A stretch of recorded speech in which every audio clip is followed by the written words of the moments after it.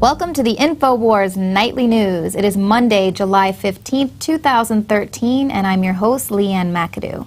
Tonight's top story. George Zimmerman was acquitted in the 2012 shooting death of Trayvon Martin. As promised, protests took place all over the country with thousands of people taking to the streets demanding justice for Trayvon. Oakland police stood down as protesters terrorized drivers. According to a report by ABC7, protesters had complete control of 14th and Broadway near Oakland City Hall and refused to let vehicles pass. At about 8:30 p.m., police opened the intersection to traffic, but it quickly deteriorated when demonstrators surrounded frightened drivers who found themselves trapped. The crowd forced them to turn around. Oakland police officers that had been near the corner retreated, leaving the helpless drivers without police protection. Now, this is all very similar to what happened during the LA riots in 1992 when police there were ordered by their superiors to stand down in order that they wouldn't escalate the cycle of violence that was going on there. But because there was no police presence, 53 people died and more than 2,000 were injured during the LA riots.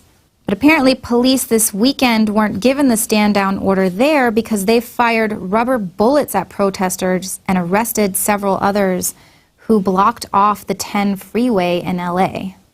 Now, when I first heard about the Justice for Trayvon protests and how they were backed financially by the Department of Justice, and then, of course, with the new Black Panthers calling for whitey riots, I thought, you know, they're going to let this play out and enact martial law, much like they did during the World Trade Organization riots in Seattle in 1999. The WTO, since its inception, has come across incredible opposition worldwide because of its obvious authoritarian implications. That's a hard thing to deal with when you've got highly motivated people that have real complaints and valid issues. How do you deal with it? Well, you simply call in your friends. The left coast communists posing as anarchists under Delta Force direction. Broke windows at the Gap, they're smashing windows at McDonald's, they're dumping over garbage cans, and they are very angry again and hostile. We're seeing more clashes with other protesters telling them to stop because they're giving everyone a bad name. None of the protesters, the legitimate protesters down here, want any of this kind of action, and they are very angry. So right now, knocking at the newspaper. Megan, any sign yet of police trying to track them down? No riot police anywhere. They're going. They're breaking the bank window here at U.S. Bank. We got to get out of here. We're going to run up the street because if they see us, they attack us. And so we're keeping a safe distance away from them. Several police officers have told us because they were assigned to control the protest crowds, they weren't allowed to break ranks and to stop the Black Bloc. So the group just continued destroying property for nearly an hour. What's wrong with this picture? If the police are supposedly there to protect the public and property, then why? Why did state police, Seattle police, as well as the feds, stand back and allow the anarchists en masse to run around and throw bottles at police, cones, rocks, you name it, and assault private property as well as members of the general public? Because they needed someone to demonize the rest of the good demonstrators. You see, the anarchists were actually given their own operations base, even during the curfew and civil emergency that was declared after their attacks. Boy, that was a good excuse to clear the streets. If you thought the anarchists who commandeered a privately owned downtown building were out of town now, well, think again. As Cairo 7 Eyewitness News reporter Christina McKenna has found out, they're still here and still living rent-free. Susan, when these anarchists moved out of the building behind me on Saturday, a lot of people thought they should have been headed to jail. Instead, it turns out a lot of them just headed around the corner, and they're now living in a building right over here where they're enjoying electricity, hot water, and heat, all rent-free. Saturday afternoon was a celebration here. 7 days after they commandeered this downtown building, anarchists walked away without a word from police. It feels to me like we won. And at least some are still winning. As part of the deal to get them to surrender this building, anarchists were offered housing just around the corner. at the same price. The building is owned by the Low Income Housing Institute, a private nonprofit that is in large part funded by the city and is now working with the city to house the anarchists. First of all, with criminal trespassing, if that was me or you or the average person out in the street, we'd be in jail. John Satoli can't believe the anarchists aren't in jail now. As a lawful tenant in the building the anarchists had seized, he was locked out of his packaging and shipping business for a week during his busiest season. Satoli can't believe he's now contemplating bankruptcy, and the people who put them there have paid no consequence at all. They walked away. They walked away, and the city of Seattle, low-income housing, moved them across the street on me and yours taxpayers' dollars. So why didn't the police department arrest the anarchists when they moved out of that building? Well, that's a question a lot of people are asking, especially since the West Precinct is just down the block. We asked the police department this weekend. We asked them again today. They still haven't returned our call with an answer. Now, for the most part, these protests for Trayvon have been peaceful, so who knows if the powers that be are going to get their wish and inflame this racial tension in the country. But we do know that in Oakland, the freeways were blocked off, violence erupted there, and the police were just allowing the protesters to take over the city, scare drivers and innocent bystanders in LA as well. Who cares if anyone gets killed? Because Zimmerman is a whitey racist cracker, and we must divide and conquer. Now, do I personally think that Zimmerman was wrong to go after Trayvon Martin? Yes, I do. Now, are the lines a little bit blurry where the aggressor becomes the victim in an attack? I think we can all agree on that. But the point is, the justice system acquitted him. They found him not guilty. But still, the media and the protesters are focusing on race. But I feel like a lot of the protesters are failing to recognize the fact that the mainstream media and the Department of Justice are behind pushing all of this racial tension.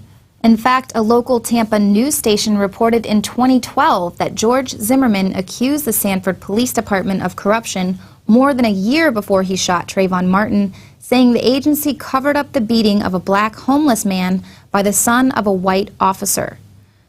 During a 90-second statement to city commissioners at a community forum, Zimmerman said, "I would just like to state that the law is written in black and white.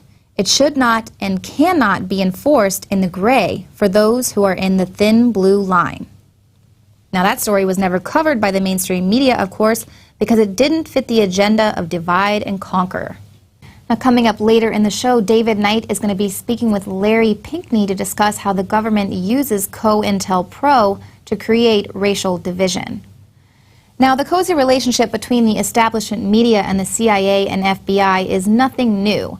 In fact, it's been around since the 1940s, used as a tool by the national security state. Take a look at this article written by Kurt Nimmo. It's up on Infowars.com. The CIA will now openly propagandize Americans. On July 2nd, a little-noticed reform passed in January went into effect. The Smith-Mundt Modernization Act of 2012, passed as part of the National Defense Authorization Act, will allow the CIA to flood America with more government propaganda. The Smith-Mundt Act passed as the national security state was taking shape in 1948. It authorized the State Department to unleash a tidal wave of propaganda outside the United States while supposedly forbidding its dissemination inside the country. The leading TV networks, including ABC and NBC, the wire services, AP, UPI, Reuters, along with the Hearst newspapers, Scripps Howard, Newsweek, the Miami Herald, and the Saturday Evening Post all had dealings with the spy agency. But the CIA's most valuable associations were with the New York Times, CBS, and Time Inc.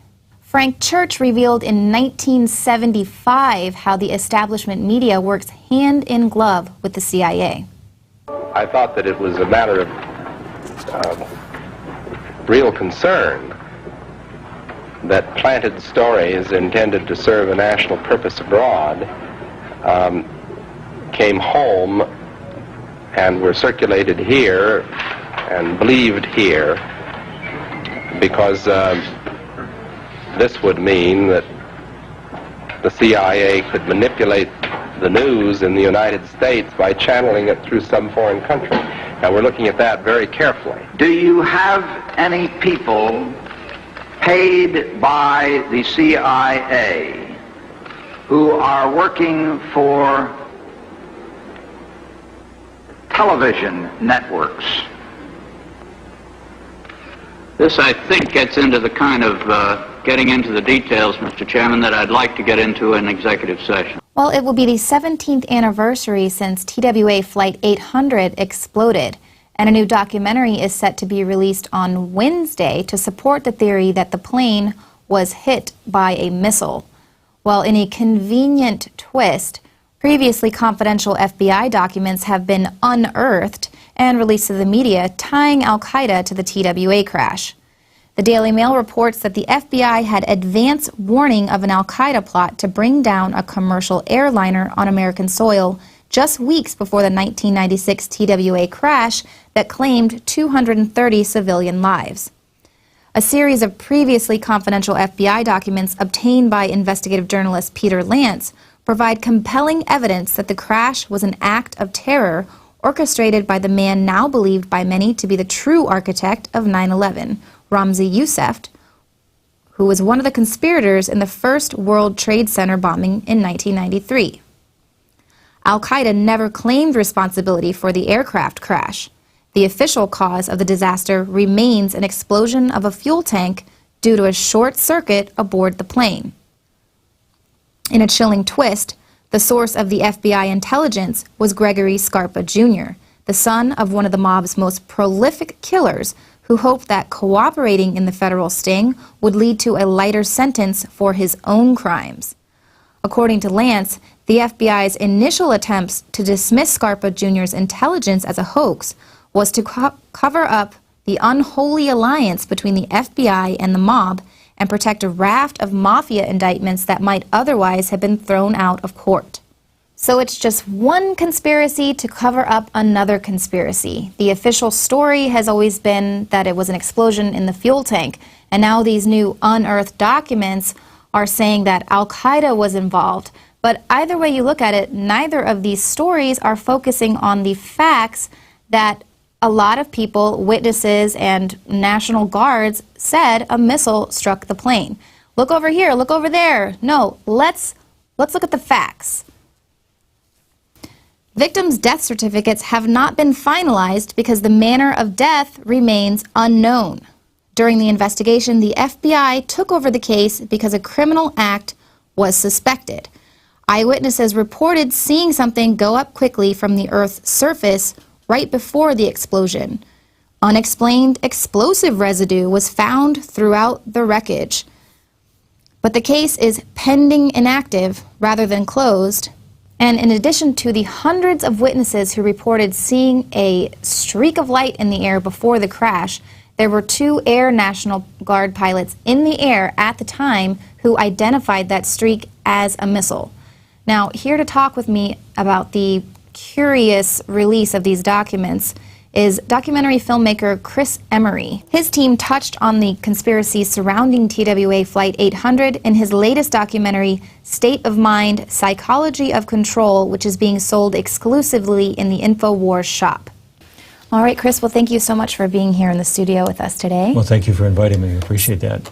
You have a lot of information on the TWA Flight 800 because you actually worked on this story for a couple of years. I did. This was before I dove into the Oklahoma City bombing case, and I was asked to step aside from the TWA case by an intermediary through the employees union based out of Lambert Field in St. Louis. I was getting too close to the truth. A close family member of mine that was working for the airline at the time had their job threatened, and I had to make a decision. Luckily, there was a third party that I was able to pass my research information on to that ended up giving it to James Sanders and his wife. They did a marvelous job putting out 2 DVDs on the case. Great follow-through on a lineup and just a thorough review of what actually happened that evening of July 17, 1996. And so what do you think about the new documents that are being unearthed just in time for the...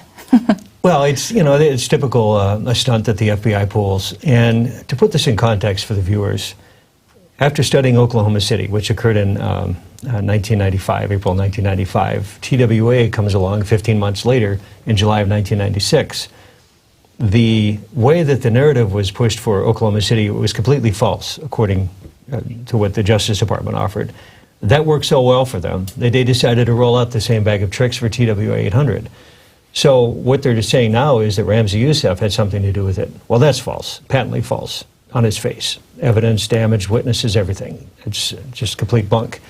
There's another storyline going on that there was Scarpa, former member of the mafia, limited hangout member of the mafia, and he was incarcerated in Florence, Colorado. He brings out the story of Ramzi Yousef and then embellishes it. Well, we know that whole story's false. So what we're dealing with, and the Justice Department has actually become very good at this. Not saying it's good, but they're aces at this game of doing a shell game. They'll go ahead and present different storylines, completely ignoring what actually happened. So that's what we have here this morning. Right, and at the time when this came up, the FBI actually said that those materials were a hoax and that there was no way Yousef was involved, but now they're kind of bringing it back around. So it completely, torpedoes any credibility they have on their stories. Now, I do have to qualify that. In my research in the TWA 800 case, there were very good, very conscientious employees with the NTSB, with the FBI, with the U.S. Coast Guard, as well as a lot of search and rescue people, and the local and state law enforcement for both New Jersey and New York that knew what happened. They wanted the truth to come out. But, and there's a very good documentary that's coming out this Wednesday to commemorate the 17-year anniversary of the shoot-down. The FBI pretty much enacted the equivalent of martial law on the dock. And all of the information and the evidence, everything was coming in from the bottom of Long Island Sound, was commandeered by the FBI. They only wanted one storyline to come through. Well, that's no way to conduct an investigation. Exactly. And so and their official story didn't match eyewitnesses. It was two Air National Guard pilots in the air at the time identified this streak in the sky as a missile. Mm-hmm.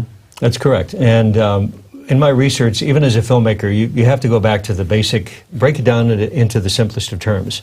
You have your physical evidence, the debris field. There were actually two parts of that plane that landed on, two sections that landed on the ocean floor, even though they were blown, to, as they say, some of it wasn't even recognizable. The front of the plane was actually fell down first, and then the back of the plane followed. What the FBI did is they mapped the debris field in reverse. Well, that shows that it was actually, if we were to follow their storyline, it would have been an incoming flight coming in from Charles de Gaulle versus an outgoing flight from JFK. Ludicrous. Right there, we knew that something was horribly wrong. General Parton, retired Air Force general, and if you want me to go into, we had a discussion on this previously. I was at his home the third week of October of 2003. We were talking about the Oklahoma City case, nothing to do with TWA at all. After a lengthy discussion, it got to be about 4 a.m. I had to get up, get a flight out early the next morning, or that morning, to go back to Oklahoma City. And I was at his home in Alexandria, Virginia. I got up from his dining room table. He looked at me point blank, plain as day, and said, "I designed the ordinance that took that plane down." And I said, "What are you talking about?" And he says, TWA 800. So we sat down for another 4 hours, and he took me through all of the details, sketched out the debris field, what happened to the ordinance, and he said it was a special missile ordinance that they designed at the Pentagon Armament Lab. It was called a backstop missile system. If the first missile didn't take the target out, the second one would. And he showed me exactly what happened. He told me where the damage entered in to the fuselage, cut it in half like a meat cleaver. The entrance hole was about 4 to 5 feet in diameter. The exit hole was over 8 feet in diameter. There is no symmetry at all on that explosion. So, if you want to believe the FBI story of Ramzi Yousef having an explosive ordnance under the seat, you're going to have symmetry. If you want to believe the center fuel tank explosion reason, you're going to have symmetry. There was no symmetry at all on the damage of that. And the cruel thing is that when they reconstructed this plane at the Calverton hangar, and it was a closed National Guard hangar, the reconstruction of the plane clearly shows there was no symmetry on the explosion. So why they're rolling this whole story out is beyond me, and it's simply not true. And the chief fire and explosives investigator on the Flight 800 said he was absolutely certain that a spark from damaged wiring triggered the explosion of overheated fuel vapors. But you have... Well, there were two things on that that I learned early on. That was an incoming flight from Athens, Greece, the night before. and the servo pump actually emptied that tank to 10% of its capacity. Load displacement and fuel allocation and so forth, the TWA, I mean, you don't have to have a full plane of fuel to fly to Paris. So anyway, that particular center fuel tank that they claimed blew up simply was only about 10% full.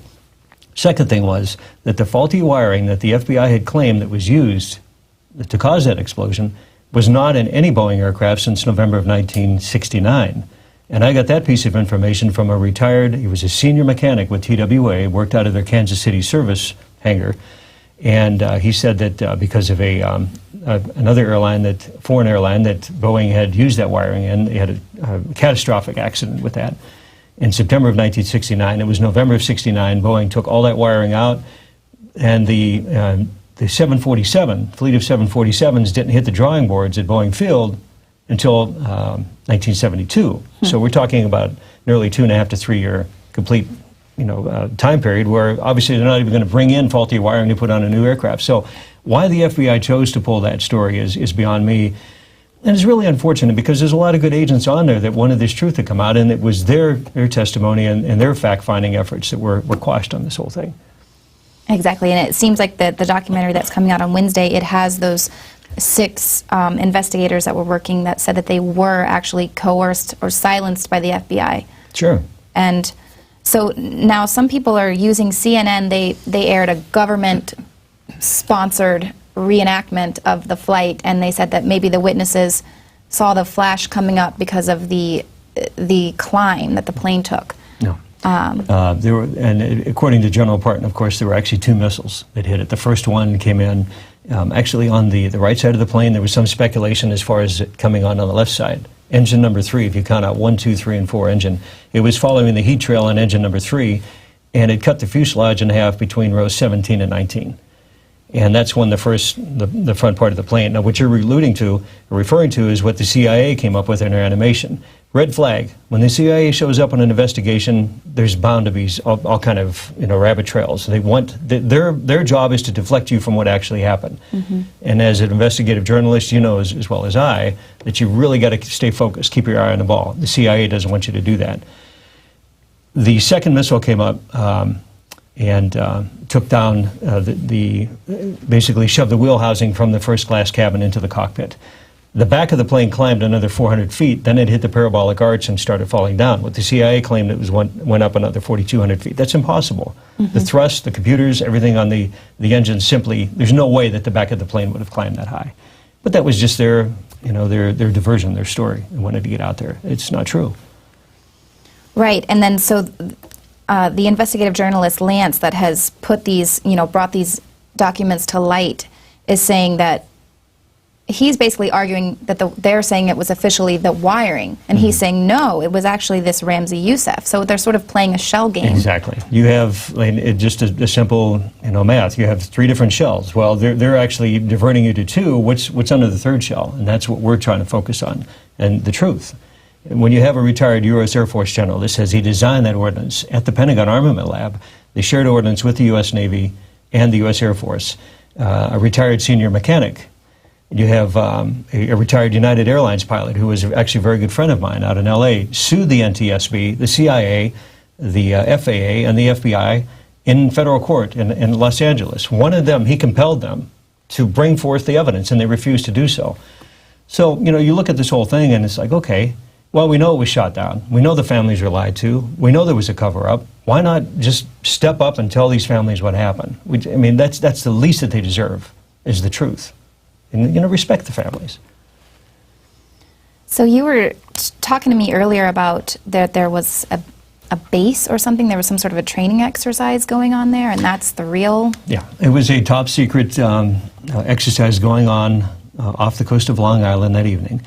And from the best that General Parton was able to speculate, and some of his colleagues that he went to school with, and he served in the Pentagon with, he had since retired, obviously, back in 1978. But he got calls within about 24 hours after the shoot-down, stating, yes, they knew what happened. And it was a live exercise, real-time exercise, both monitored at the Situation Room at the White House. And there was a special top-secret drone that was floating about They estimate between 62 and 68,000 feet above the earth, monitoring this whole exercise going on. TWA 800 breached the security perimeter, and it was unfortunate. I mean, just there was a blip on the radar. And the ship that was in charge of shooting down the drones that were launched from the submarines, that's the story that I got from General Parton, mistook the TWA 800 for one of the drones. Now, here's the thing that the FBI fails to mention is there were actually 25 vessels in that group, in that exercise, 23 surface vessels, 2 submarines. Every one of them, according to radar tracking from all the way from Maine down to Logan Field in Boston and JFK, all the way down to South Carolina, tracked these vessels leaving the scene of the accident. Well, why wouldn't they come back and help? And that's telltale right there. There's something horribly wrong. You have the U.S. Navy, some of the top experts in salvage and so forth. They had to wait 3 days to bring up a salvage trawler from South Carolina to bring that debris field, the debris up from the bottom of Long Island Sound. So that's another red flag. So why do you think the truth hasn't come out about the training exercise? That was a top secret exercise. I guess that's a question you're going to have to ask the Pentagon and the U.S. Navy. I don't know for sure. My speculation as a citizen, as an investigative journalist that stepped back and looked at this case, the government would have been sued for billions of dollars. I mean, it was a catastrophic accident. And of course, the Atlanta Olympics were taking place during that time period, so it would have been a massive public relations disaster too. So there was a lot of things running concurrently that it would have been more advantageous for the powers that be and the top decision makers just to sweep this under the rug, and that's exactly what they did. But we tie into the state of mind psychology of control in a movie that's coming out this Wednesday. And we address the different techniques that the government and the media use to do exactly what's happening today. This is a prime example of what's going on.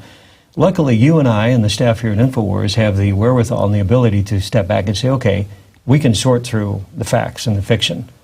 And that's what we're going to try to do with the movie. And we give you the basic, the building blocks and the tools to, first of all, put it all in context. Second, figure out who's doing it. And third of all, we give you the solutions to figure out what's going on. Yeah, well, we have just started actually, anyone who orders State of Mind, starting today, we have just started shipments on State of Mind. And then it's going to actually be premiering on the Infowars Nightly News on Wednesday night. We'll also have the roundtable interview that you did with Alex. There were actually myself and 3 other members of the crew. Richard Grove, James Lane, and Austin Green. A marvelous job in writing and directing the movie. Wonderful, and that's going to be premiering on the 17th. You can go to the Infowars store for State of Mind, the Psychology of Control.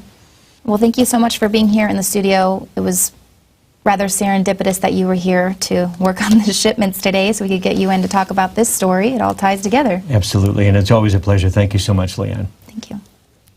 All right, well, we're going to be taking a quick break, and then David Knight will be back with tonight's guest, Larry Pinkney.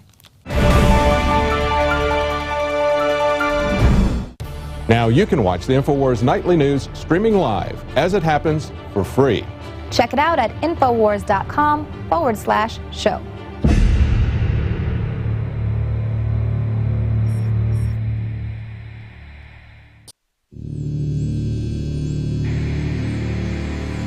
Are we choosing our own paths, our own destiny, or has it been pre-selected for us?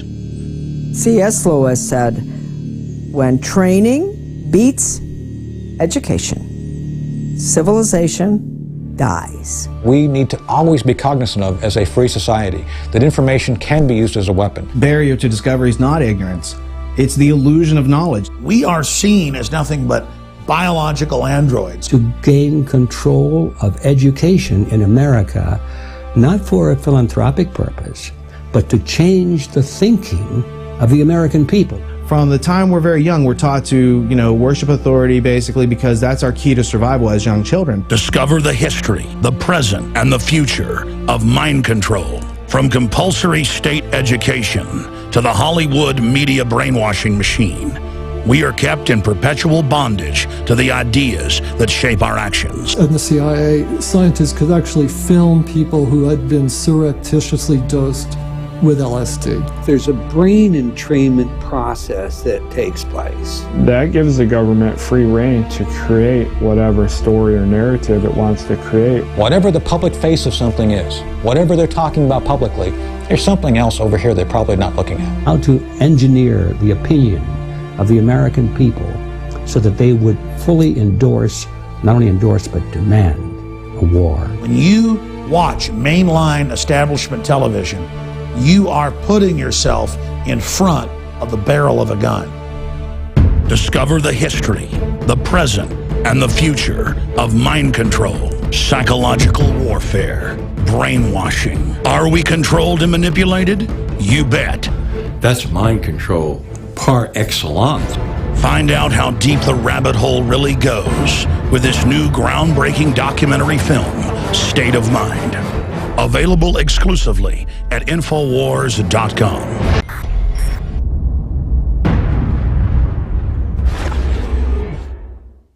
Because there's a war on for your mind.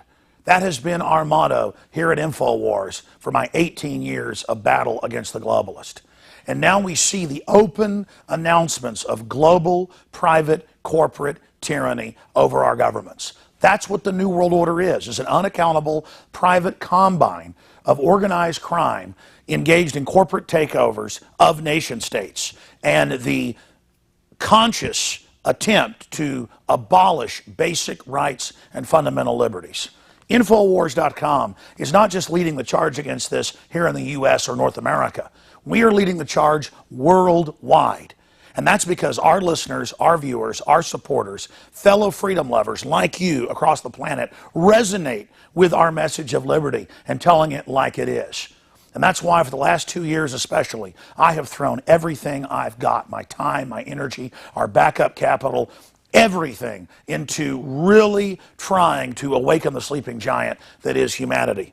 And that's why the July issue that just came in a few days ago is so important. We've already sold about half the stock we have of it at cost in groups of 10 up to 100 in bulk. It covers the entire NSA spy grid, how it ties in worldwide, how it's not about stopping terrorists, but about suppressing and dominating and controlling the free press and political opposition.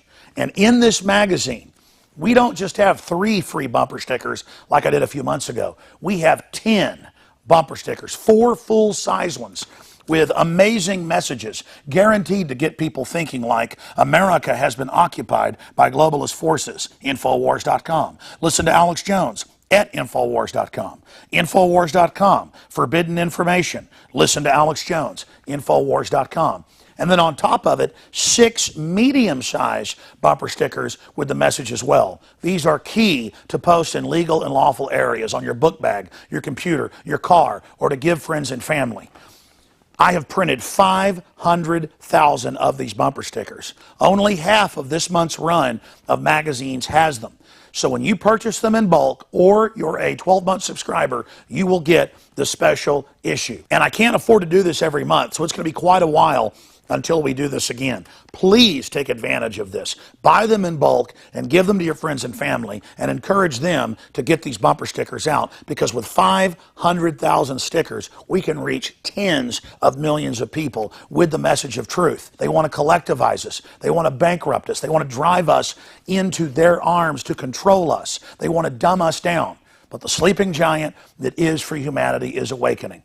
So I want to thank you all for your support. I want to encourage everybody to go to InfoWarsStore.com and to get a 12-month subscription or to give a gift subscription. Imagine 12 of these coming to your friends or family's door to wake them up. Or to give a gift subscription to the local police department or your local congressman or woman.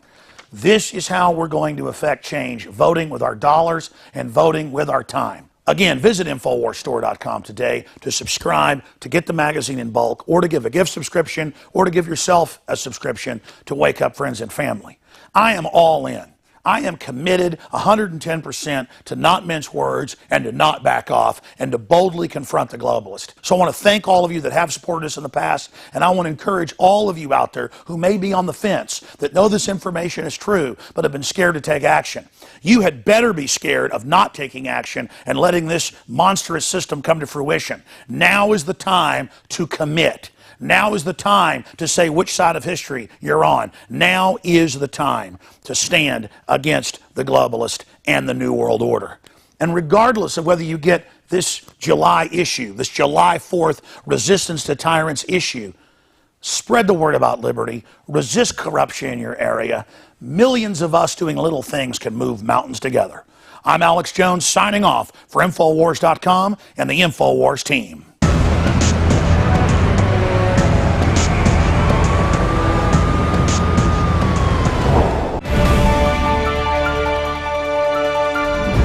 Well, we're pleased to have as our guest today Larry Pinckney. Now, as you've seen Larry Pinckney probably many times on Infowars, you know that he's had a lot of experience with racial division, how the government uses that in COINTELPRO, as well as he's got experience with guns and self-defense. And so we want to talk to Larry and get his opinion on what's going on with the Trayvon Martin case. Welcome, Larry. Thank you for coming back. Thank you. It's great to talk to you. It's always a pleasure. I really mean that, as you well know. I'm really glad to be here. So let's rock and roll. Where do we go? Well, you were on the show Friday before the verdict came out with the Zimmerman Trayvon Martin trial. And then the verdict was released on Saturday, finding Zimmerman not guilty. And since then, we've had some riots in various places. I guess the biggest incident that I know of is in L.A., where they were blocking the traffic on the interstate, and the police basically stood down as stop traffic. So what's your take on all of this and on people's reaction to it? I think, first of all, I want to give a lot of praise to the overwhelming majority of black, white, brown, red, and yellow people, everyday ordinary people. I want to praise all of them, so many, I should say, of them, for not succumbing to the trap that I really believe was being laid by the lamestream, corporate stream, media, and the corporate-owned government. Because what they wanted to see was they wanted to see people out there just without thinking, just doing and saying, but mostly doing things without thinking. They wanted to see hysteria. They wanted to see division. And overall, I have to give my congratulations and my praise to everyday people, because overall they failed in doing that, with the exception of some places like you just mentioned, LA. Yeah, exactly. And you know, when I look at this and I was thinking about possible reactions, thinking back to the LA riots in the wake of the Rodney King beating and trial and that sort of thing. And you know, it was so strange because my reaction to that, when I saw that, I was absolutely outraged at the police brutality. Absolutely outraged. But I was outraged at the police. I didn't understand why they would just pull people, you know, just general public out of their cars and start beating them. You know, and it's interestingly enough, the police withdrew in that case as well and circled the wagons. You know, that was, you know, Gates was the first one, the police chief there, to have SWAT teams and to militarize the police. And they took all of that firepower and basically circled the wagons around their own police departments. I guess they were expecting to get attacked, but instead of them getting attacked, they were attacking just general people off the streets, even Korean grocers, you know, who didn't have any dog in that fight. So that, I guess that's my concern, is that the government is always trying to set up this black-white division, when really what we're seeing here is a blue versus the public. You know, it's the police and the brutality. Why aren't they concerned about that? Because it serves their purpose not to be concerned about that. You know, it's always important to, in terms of manipulating people, the way they manipulate us is to inflame our passions, not our mind, but our passion. Yes. So we don't think. And, you know, our emotions, as it were. And as I said earlier, I think that overwhelmingly, the people, the everyday, ordinary black, white, brown, red, and yellow people have shown not only a great deal of restraint, but a great deal of wisdom. So that tells me that people are waking up. They didn't go for the ghost in the massive way that the corporate stream media and no doubt the government, Barack Obama, drone man, killless man, and his minions would have liked to have seen. Right, absolutely. You know, one of the things that Alex was talking about on the radio, Alex Jones was talking about the statistics going back to the 70s, talking about how this is really not, they're trying to make a big deal out of a white on black issue here. And yet there's been a lot of black-on-black crime, that 94% of the people, and a large number of blacks have been shot in the last 30 to 40 years. 94% of that was black shooting black. But, you know, interestingly enough, the other part of the statistic is that as a district attorney in Chicago, where there is a lot of that type of crime going on, pointed out that 80% of the deaths there were due to drug prohibition. So if we take a look at this war on drugs, you could say that 75% of the black people who have been shot were shot by other black people because of this prohibition that's going on, this prohibition that works in the interest. Why don't the people take to the streets and talk about that? Why don't they protest the war on drugs? Because we've got more people in prison than China or Russia or anybody has ever had. And the majority of those people in prison are black people. Why aren't they upset about that? I mean, that's what you want to see, racism. Take a look at the war on drugs. Look at what Nixon and Reagan did with the war on drugs. Why don't they protest that? Why don't they stop that? Because if they were to do that, if they were to, I'm sorry, this is not funny, but I have to have a sense of humor. Because if they were to do that, then that would mean that people were actually beginning to pay attention to who the real enemy is. Exactly. Okay? Exactly. And obviously, they do not want folks, I don't care what their color, they don't want folks to pay attention to the national and global power elite, the corporate media, corporate stream media, the corporations, the corporate government, because, oh my God, then we'll come together, unite around our common interest. So, yes.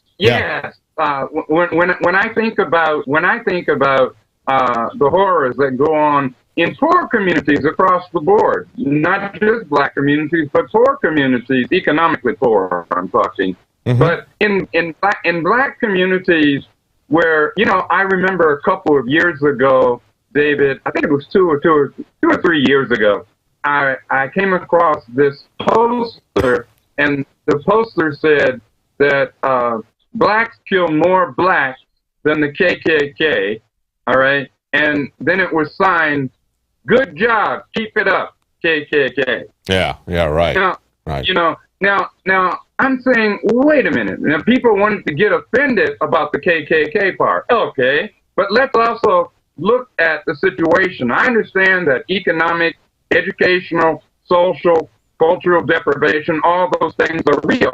However, that is not a good enough argument to simply ignore the terrible pain that and deaths and murders and violence, quote unquote, that's going on in black communities and other poor communities. So my emphasis is, see, I don't, my horse in the race, if you will, to use your expression, David, my horse is the people.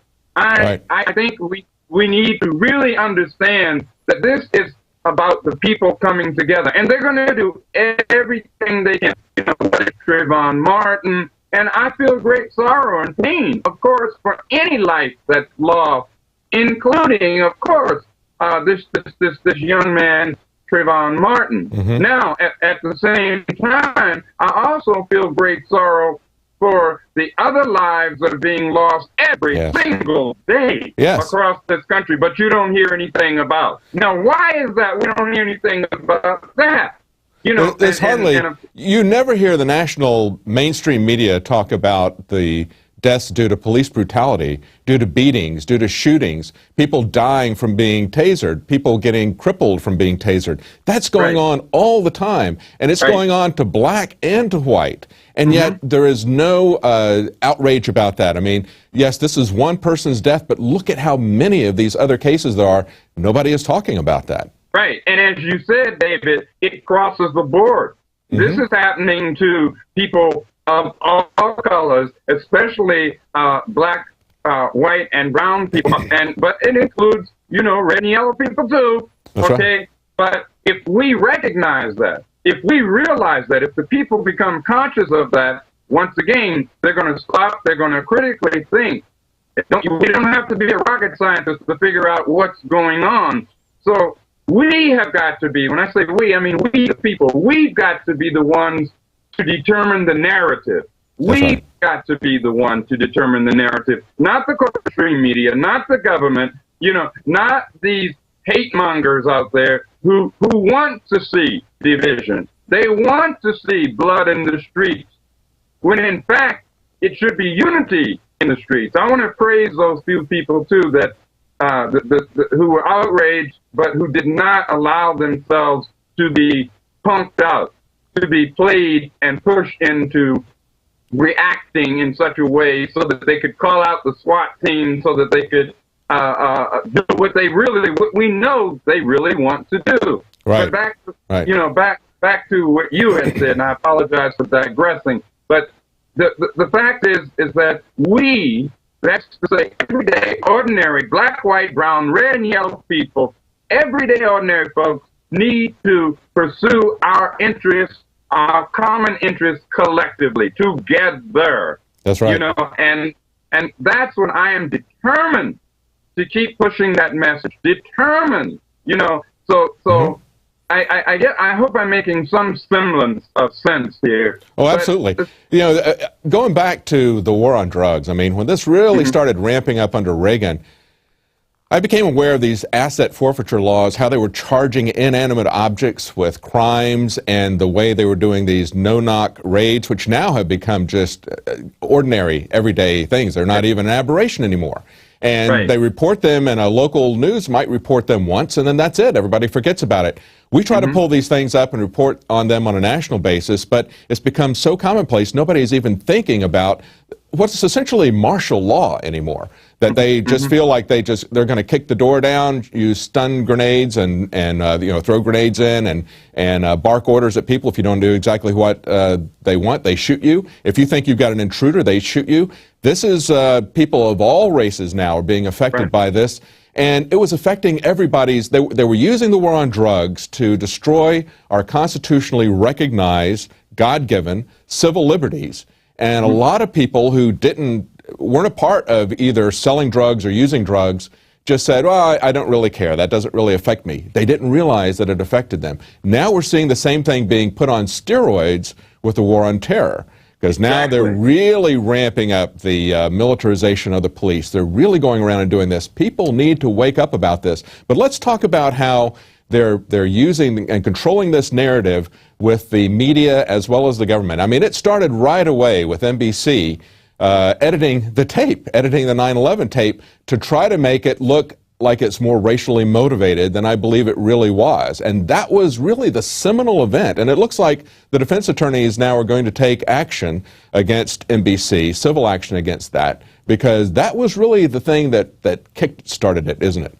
Yes. And this is what the corporate stream media does anyway. All they want to do is they want to make money. So they can get people to pay attention to their machinations, if you will, their shenanigans, okay, rather than seriously reporting the fact that we have no privacy in this country. They wouldn't dare go into that. They want to talk to us about, where is Edward Snowden, instead of what the information is that Edward Snowden put out. They don't want to deal with that. Exactly. Okay? And it's the same thing here.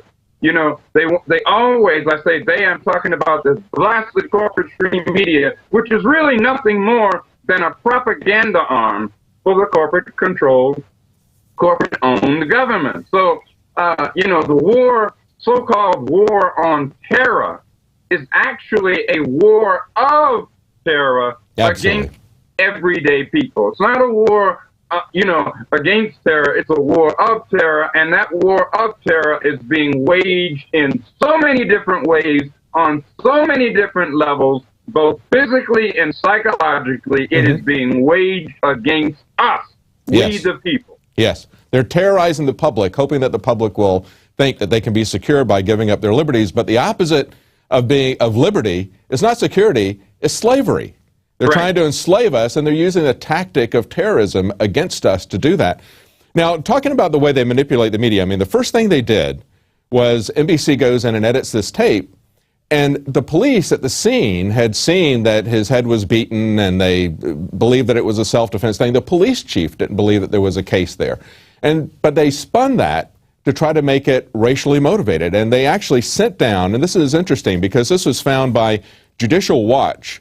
They filed a Freedom of Information Act, in April of 2012, and they got this information back that the Department of Justice actually sent down a group called a Community Relations Service, and it says that they deployed them in the memos, and they paid them to do one event after the other. They've got events like on a timeline here, March 25th through 27th.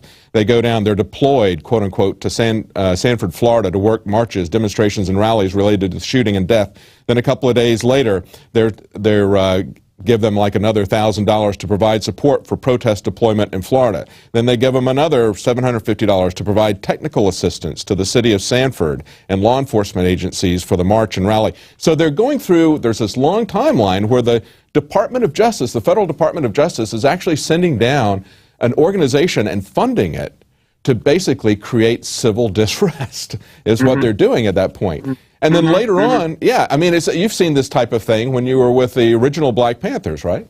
Over and over again. Look, all they've done today, and I say today in the year 2013, in this 21st century, all they've done is ratcheted it up. They've tweaked it, okay?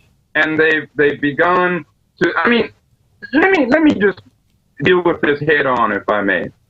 Let's assume, now I don't know this, none of us really know, but let's assume that the matter was indeed a quote-unquote racial matter. Okay, let's assume that.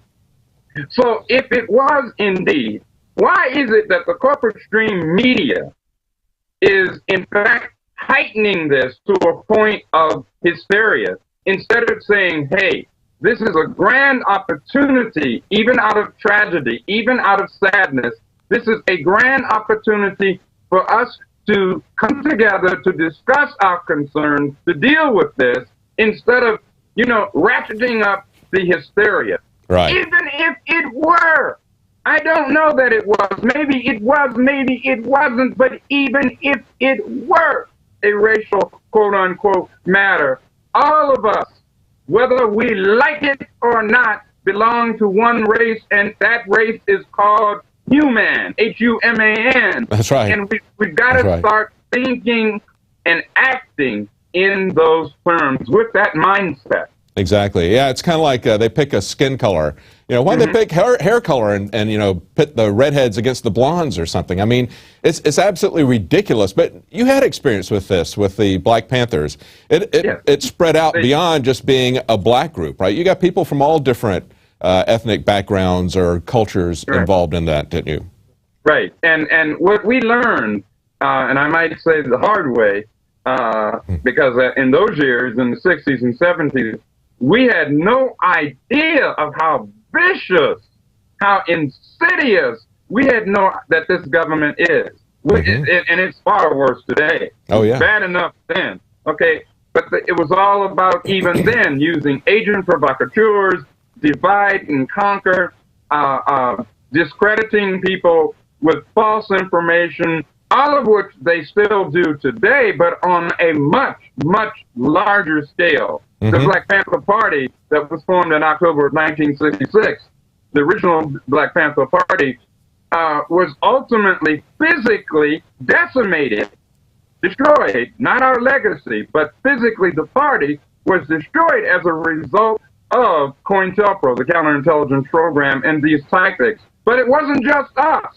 It happened to white political activists. Yeah. It happened to American Indian, that's the American Indian movement, Native, Indigenous people, political activists. It happened to Chicano, Chicana, La Raza Unida, the Brown Berets, the Young Lords, the Puerto Ricans. I mean, it happened across the board. Right. And I go back to my original point. So what they're doing, by they, I mean the corporate government, they continue to use the same old tactics. Why? Because they work. But yes. I will say this, the more of us that become conscious, David, the more of us that become conscious, the less those tactics will work.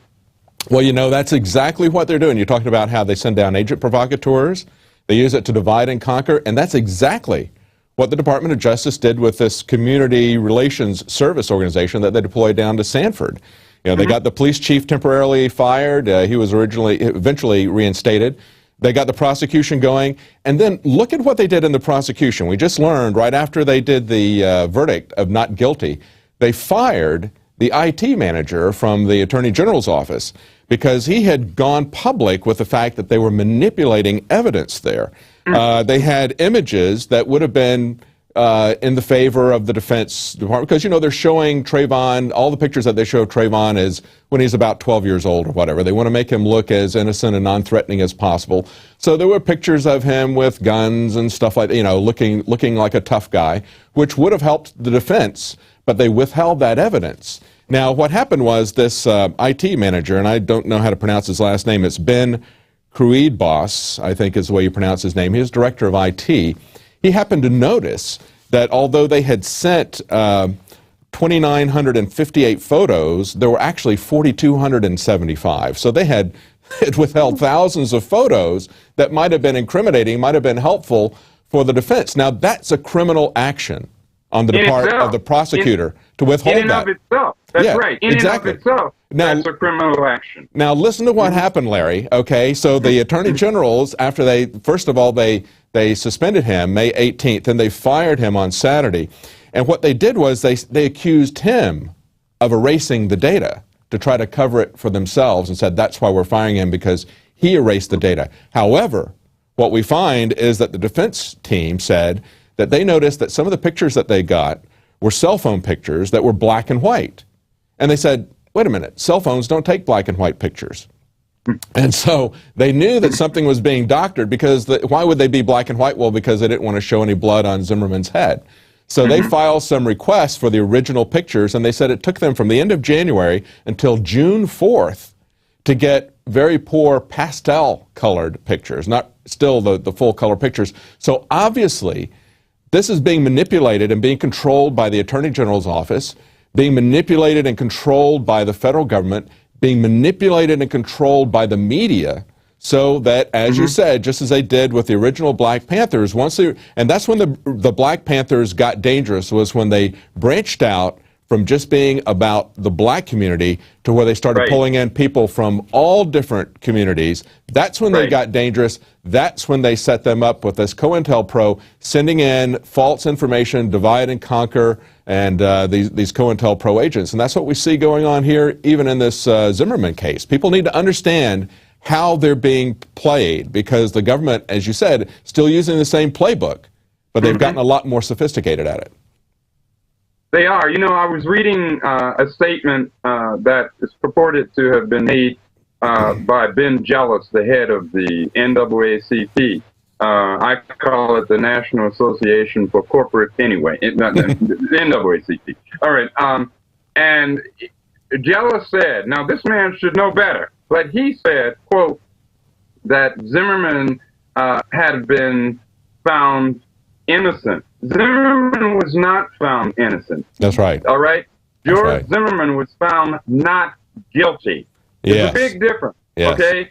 But the media is not making that distinction. And in our system of law, in the U.S., I won't say our anymore, it's really theirs, but in the U.S. system of jurisprudence, or so-called the justice system, I call it the just us injustice system, just us everyday folk injustice. But in this system, it's an adversarial system. In other words, it's not a system about bringing about truth. This has nothing to do with truth. It has nothing to do with justice. I don't care what your color is. Okay? It's nothing to do with that. But, you know, by planting these seeds, by the corporate stream media not making these important distinctions, and by the government engaging in these kinds of nefarious activities to corrupt the evidence, and I don't care whether the evidence is for the defense or whether it's for the prosecution. Remember, this is an adversarial system. That's what this quote-unquote system of jurisprudence is about. So if it's that, it has little to do with really attaining justice. Now, what you just mentioned, David, with respect to the government engaging in making sure in this specific case that photos were not received. Look, that's what they did time and time and time and time again. That's why we have so many political prisoners in the U.S. Yes, I said political prisoners. Absolutely. Because it was fabricated. You can fabricate evidence by withholding evidence. Because if you withhold certain evidence, what you're doing is you're making sure that either the defense or the prosecution is unable to present a strong case. Well, look at when you sign in as a witness. They ask that you have to swear that you're going to tell the truth, the whole truth, and nothing but the truth, right? So what they're doing, when they're withholding evidence, you're not getting the whole truth. Oh, of course not. Of course not. And it's not about truth. Right. It's not about justice. And this is, I want to say to the listening audience, all my brothers and sisters, all my sisters and brothers, all colors, don't go for the ghost. Don't get sucked into this toilet of believing this hysteria and this nonsense because we're being manipulated. Don't be manipulated. Kudos to you who have not been manipulated. Reach out to your other sisters and brothers and sisters, and tell them to use their minds, as the Chicanos would say, use your cabeza, use your head, and don't be misled. You know, in this case, this is a good example of the importance of a jury trial, because in most cases, the prosecution comes up with a lot of trumped up charges just to hope that you'll plea bargain down to what they want to convict you for in the first place anyway. Right. Now, here you've got a situation where even though the judge appeared to be trying to skew things as well, you've got the jury actually finding him, as you pointed out, not innocent, but not guilty. Because in our system, you have to prove beyond a shadow of a doubt what you're trying to charge them with. And what they're saying is the government didn't prove that. Yeah, it's very difficult. And taking the specifics of the case, for example, I mean, even if there is a racial component in why he was following Trayvon around, it's almost like when you've got a situation with a husband and wife, and the wife is being passive-aggressive and nagging and taunting the husband, and finally he loses it and gets violent and starts attacking her. If she's in danger of her life, she is entitled to use deadly force to stop that attack. And so if you got a situation here where whatever led up to it, at that point, it's kind of like somebody breaks into your house and they start to, you might fire a warning shot or whatever, they turn and run. If they're on your front yard running away from you and you shoot them in the back, you've used unwarranted force. Well, you also have a right to defend yourself if they're coming at you for whatever reason. And so that's really kind of the difficult thing that the jury had to decide, was what was going on at that moment. And I think based on the physical evidence that the police saw at the scene, I think that's why they originally didn't charge him that way and felt that there really wasn't a case, because there was a lot of evidence that it was a pretty brutal, violent fight. And talking about that, we had a caller who called in to Alex Jones on the radio show on Friday, and one of the things he was saying was open carry. In Florida, they're not allowed to have open carry. In Florida, you can only legally open carry a loaded firearm while engaged in or going to and from fishing, hunting, and camping. Now, this law is currently being challenged in the court there in Florida. But what do you think? I mean, the Black Panthers openly carried weapons. What do you think about open carry versus concealed carry? I mean, it seems to me like open carry is a deterrent, actually, to violence. Well, quite frankly, I'd rather know what I'm dealing with than not know. Exactly, okay? Exactly. It seems to me that that's common sense. If somebody's carrying a 357 Magnum or a 32 or a 38 and I don't know it, I might accidentally step on their foot and get blown away. That's right. That's right. And so I think it's just a matter of common sense. I think it goes the heart. Let's go through the heart of this matter.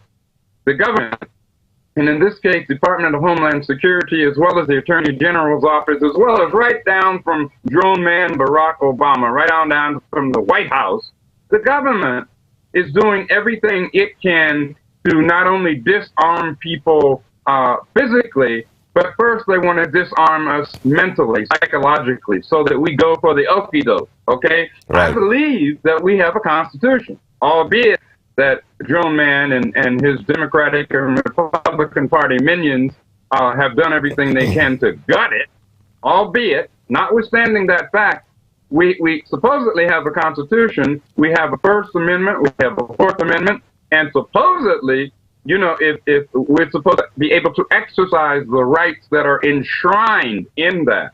Clearly, the propaganda that's being used to keep people in fear, to keep people in a state of hysteria, is being used not for our benefit, meaning everyday ordinary black, white, brown, red, and yellow people, but it's being used for the benefit of those who want to control and manipulate us.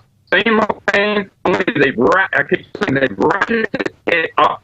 And we have to bear that in mind. So I go right to the heart of the matter. They want to disarm everyday people in every sense of the word, not just with the right self-defense, but in every sense. And if we look at the open carry versus concealed carry, I mean, you look at a situation where, as you said, you want to know what somebody is carrying. If you see a guy over there and he's got a gun strapped on his hip or across his shoulder, as Robert Heinlein said in his science fiction novel, he said, "An armed society is a polite society." You know, like you said, you don't want to step on his toe. So in that situation, open carry can actually be a deterrence to violence. But when the government comes in, as they do here, we've got some very liberal gun control laws here in Texas, and by liberal I mean in the original sense of the word, free, in the good sense, right? So, you know, we have pretty liberal laws in Texas, and yet they don't allow open carry.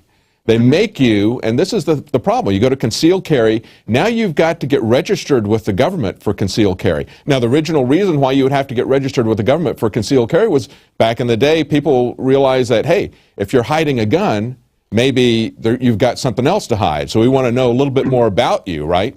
Otherwise, you're free to carry openly. That's the way it used to be all over the United States. But they use this concealed carry because why? It sets up legal entrapments for the people who, first of all, it registers the person who's carrying concealed. Then it sets up all kinds of legal entrapments for them. And then it also fails to provide the kind of deterrence within society that a firearm really should be to violence. You know, it really should be a deterrent to violence. So, you know, it seems to me like that's another example. And we're seeing this now with Obama using this case to attack the Second Amendment.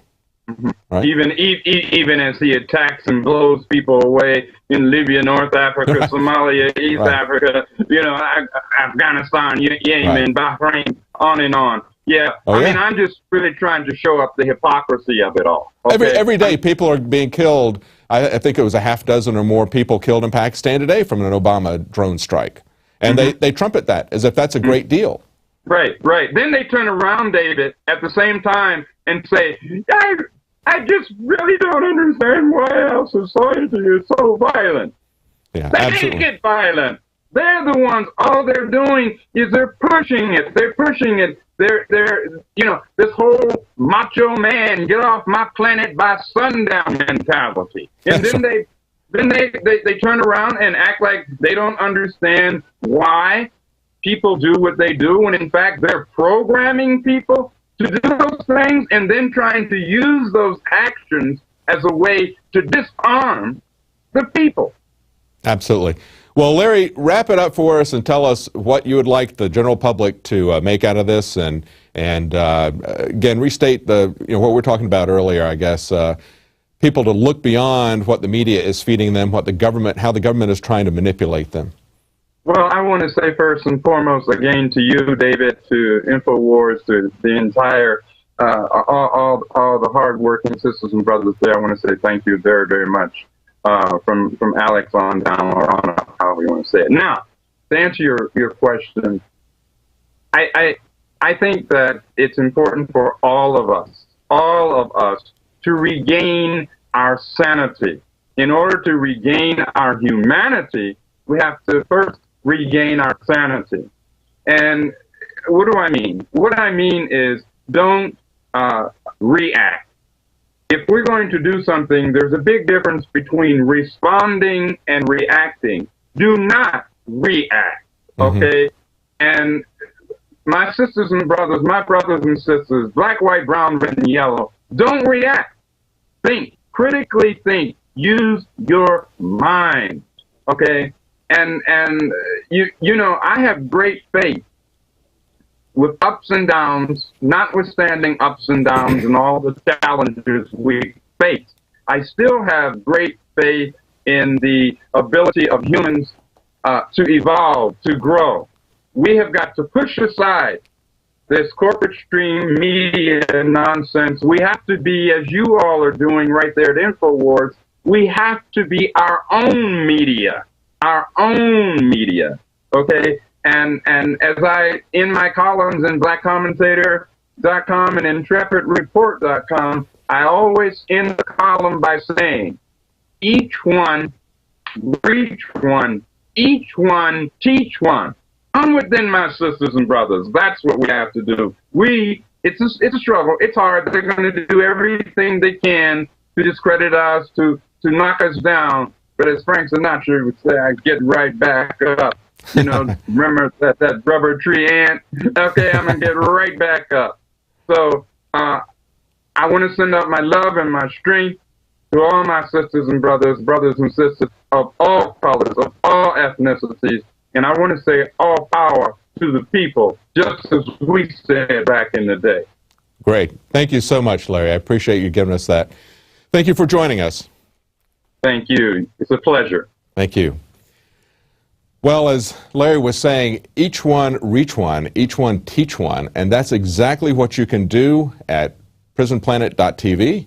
Get a subscription there. You can reach out and teach other people. 10 people can share that subscription with you and see the news as we're putting it out there. Different kind of news, a news that's not controlled by a centrally programmed government or media, as well as understand how they are trying to control your mind. And this week we have State of Mind is being released. It's still pre-bookable from InfoWarsStore.com. And this documentary here will help you and others understand exactly how the government is trying to control you, the techniques they use, and it's much broader than even just COINTELPRO. It's much broader than MKUltra. It extends fundamentally to the media as well as the educational system. So take a look at that. Get State of Mind. It'll be a real eye-opener for you and for your friends. Well, that's it for tonight. We'll be back tomorrow at 7 Central, 8 p.m. Eastern.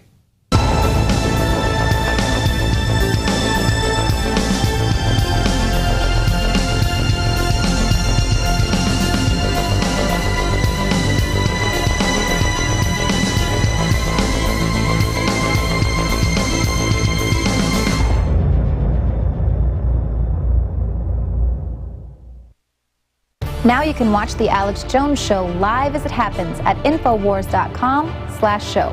You'll find links to all of our content there and a free 15-day trial for Prison Planet TV. More than 60 movies and documentaries all in one place at Infowars.com/show.